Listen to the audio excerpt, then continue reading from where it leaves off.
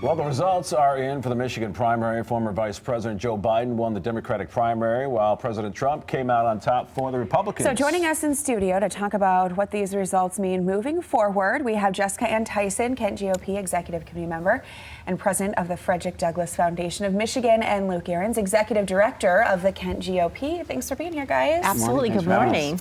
All right, well, let's start with last night, kind of what you expected as far as the results go.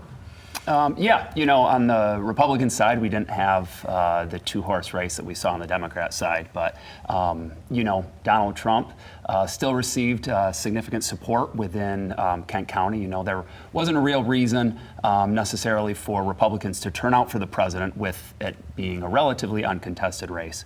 But as he has done in states throughout the country, he received historic turnout among Republicans for a sitting uncontested president. So happy with the turnout among the Republican side, and definitely watching the Democrat side as we move forward. Were you surprised at a Biden win, or did you kind of expect that? We kind of expected it, especially with the state.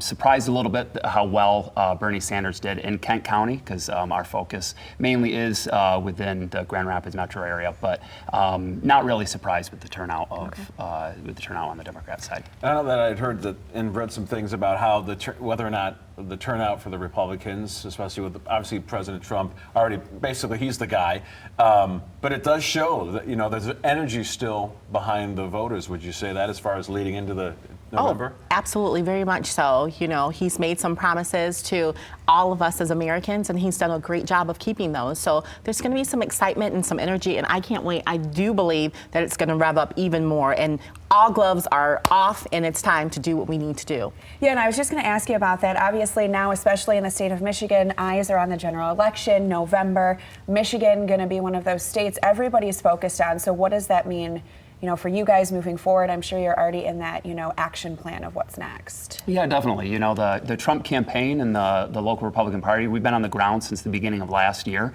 really mobilizing that support that we saw in 16. A lot of energy on the ground among volunteers, among active members, and just the general electorate.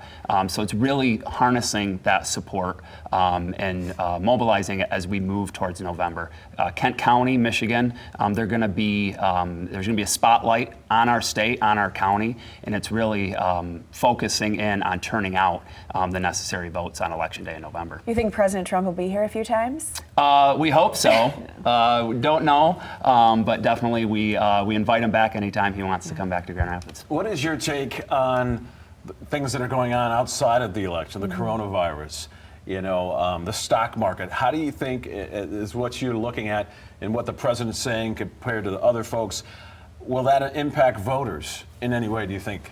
I think so. I think it'll impact voters because we need to have a plan of action. Of course, some of these things are vital for society, for us to move forward. So I think that he's going to make some plans. I think that we have to be careful, though, looking at the contestants and making sure that they're not making false promises.